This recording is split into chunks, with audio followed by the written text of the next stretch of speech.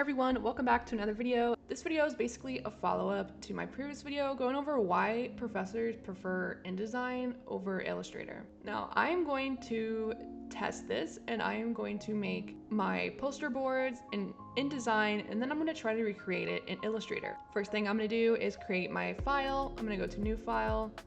I'm gonna go to print options. I'm gonna switch this to inches and I want my posters to be at 24 by 36.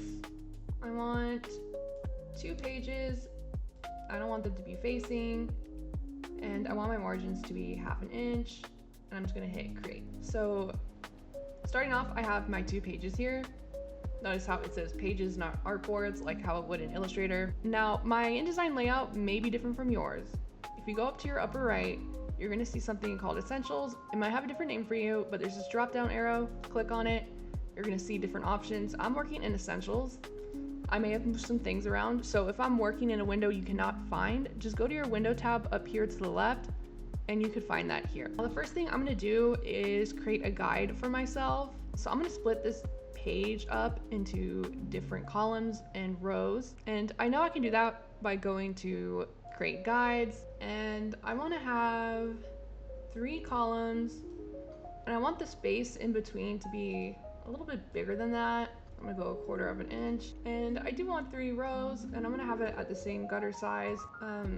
Now I do have a video of making a mock-up board in InDesign that goes into more detail. So if I'm going too fast and you want to follow along, there is a video meant for that on this channel. Just go ahead and look for it. Now I have my grids in. I'm just going to add the same one to this page. Now I want to edit my master page so that on each page it has a topic and it has the page number as well. So I can do that by going to my pages and going to my A parent, double clicking, and I'm brought into this. I do not see the grid lines.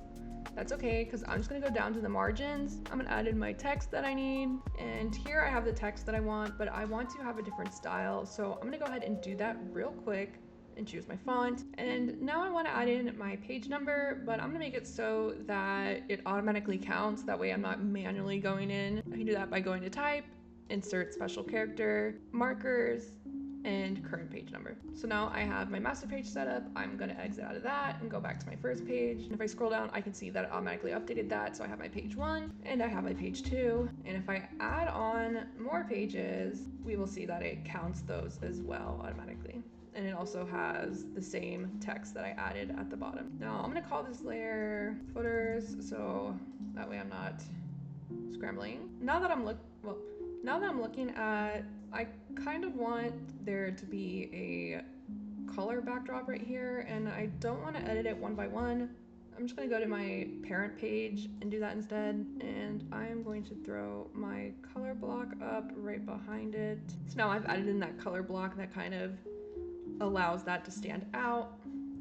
Exit out my parent page again. There we go. Now I'm just gonna start throwing some layouts on here. I'm just adding in placeholders so I can come back and just paste into that. I'm just gonna make them a solid color now so that way I can see how it reads. I'm gonna throw up another layer called text and start inserting my text boxes here. And I wanna create a heading. So I'm going to edit my font, and what I'm going to do is I'm going to add a paragraph style, and I'm just going to call that heading with it highlighted so it saves that style. I'm going to stretch down my text box. I want there to be a subheading, so I'm going to edit this font. So I know that's going to be my subheaders, and I want to keep it consistent. So now I'm going to hit plus while I have that highlighted, and I'm going to name it subheading and hit enter so it saves.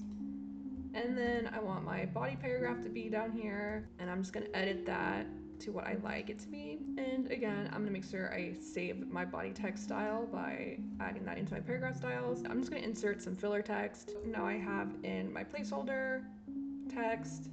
I'm just gonna start adding in more placeholder images. And I'm just making more layers so I'm a little bit more organized because I don't wanna mix up my image layers. So this is going to be a big image and I'm going to have medium images. Going back into my text layer, I'm going to open up a text box and I'm going to do a placeholder, and now I have my text in there. And to change that, I don't have to go down here and do it all over again. I'm just going to go to my properties in my paragraph styles and I'm gonna hit the right ones that I've saved. So this is subheader, automatically adjust to that. And my description, I'm just gonna have it at the body text.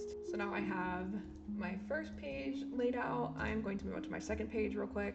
So now I have my 2 pages ready to go. I have my different layers. I have my text that I use making the paragraph styles.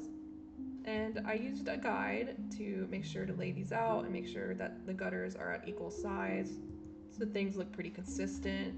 And I have my name block down here, and now I'm going to go into my master page and edit that so that way it becomes the same on every page. I'm going to delete out those extra pages that I don't need real quick. So now my mockup board is ready. I'm going to go to File, Export. I'm going to name this my mockup boards. I'm going to save. So now that I've saved it, I'm going to go ahead and start in Illustrator, and then we'll compare the file sizes as well as some differences. So here I am in Illustrator. I'm gonna go to new file and set up my artboards. I'm basically gonna do the same thing and set up my pages, except for notice here that it's called artboards, not pages. I'm gonna set up my boards the same way. I don't have a margins option. I'm gonna have 2 artboards to match the pages of the InDesign file I made, and I'm going to hit create. Illustrator layout is different from InDesign because there are different tools. Again, up here I am in Essentials Classic and I have my layers popped out here so I can see it a bit better. Right away, I'm not going to be able to set up an exact grid layout that I did in InDesign. So I'm just going to start by putting my footers here down at the bottom since that was the first thing I did. And since we don't have any master pages in Illustrator, I'm just gonna have to copy and paste it over and try to follow those little guidelines that pop up. And then I'm gonna add in my page number, trying to get this to line up with my other footer over there. It's a little bit of an issue. It's not lining up correctly. And it doesn't automatically count our page number, so I have to manually put that in. And now I'm basically going to do the same thing and add in my big image placeholders. Now I don't see the margins like how I used to with InDesign, so I'm just eyeballing it, adding in my medium images, and I'm going with the guide that I can kind of snap and see. These like purple guidelines that are coming up. I'm running into this issue because I see my margins here are not lining up correctly. This margin looks bigger than this one, and this is not split into 3 consistently. So now I'm trying to be more careful, just copying and pasting. And unlike in InDesign where it was able to snap to the grid, I'm just really eyeballing it over here. And the layout is starting to look different just because of the restraints that I am experiencing in Illustrator. Now I'm gonna throw in my text. Again, I don't have a guide. I'm having trouble with where I should end. Should I end here? If I end here, then I have this really big gutter space at the top. But if I end over here, then it kind of overlaps. I am going to write my project name, heading. I'm going to do the same thing and edit this font. I'm going to add in my subheading and then my body text. And I don't have paragraph styles in Illustrator, so I cannot do the same thing of making sure it's consistent, but we'll work with what we have. We still have placeholder text, so I'm gonna use that. So whereas before I would just be able to highlight and then go to my paragraph styles and change that really quick, I cannot do that, so now I have to remember what settings that I used for my subheading, and I think that was medium 24. No, it was medium 36. Okay, I'm just gonna copy and paste that to make my life easier. I'm having to go in manually and move the text to properly lined up with the image border. So Illustrator is trying to give me some snap guides, but not the one that I want. So now my layout is basically complete. I want to edit my footer like how I did last time and add in my name, but if I do it on the first page, I have to do it on the other page as well because it won't update automatically. Here is my mockup board in Illustrator, and here is my mockup board in InDesign. If I press W, those guides will disappear, so I can just see the gutters are consistent here. I have my margins set. Here in Illustrator, I don't have my margins set. my gutters are off. This looks a little bit skinnier than this one, and we have some inconsistencies like this gutter and this gutter. Overall, there's a few issues, but now I'm gonna export this as a PDF and we're gonna look at the file size together. And so these are what the files are looking like right now. The size, we can see that Illustrator is smaller than the InDesign one, but that is only because there aren't any images on here yet. So I'm gonna start pasting in my images and we'll see the difference. So I'm back in InDesign. I am going to I'm gonna start putting in my images. So when I opened it, it automatically went into that box and I'm gonna leave it there.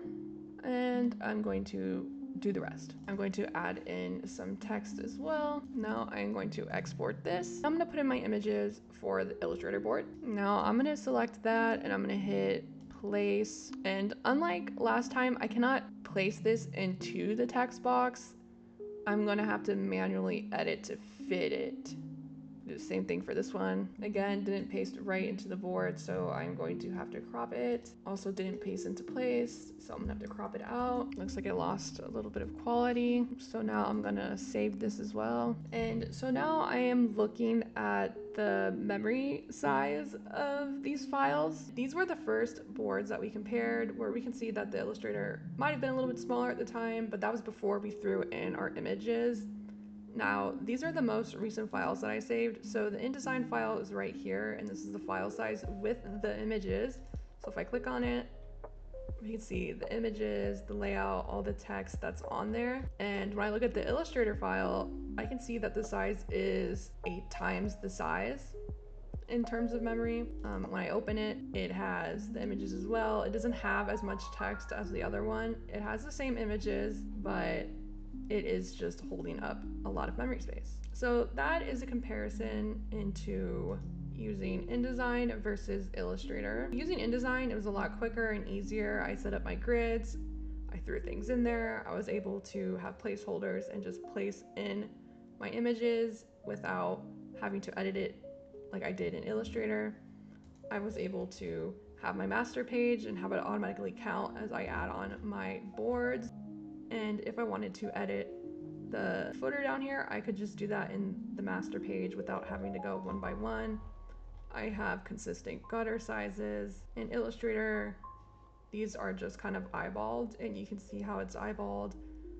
There are inconsistencies, and the file is way too large. So let me know what you guys think in the comments below, and I'll see you in the next video.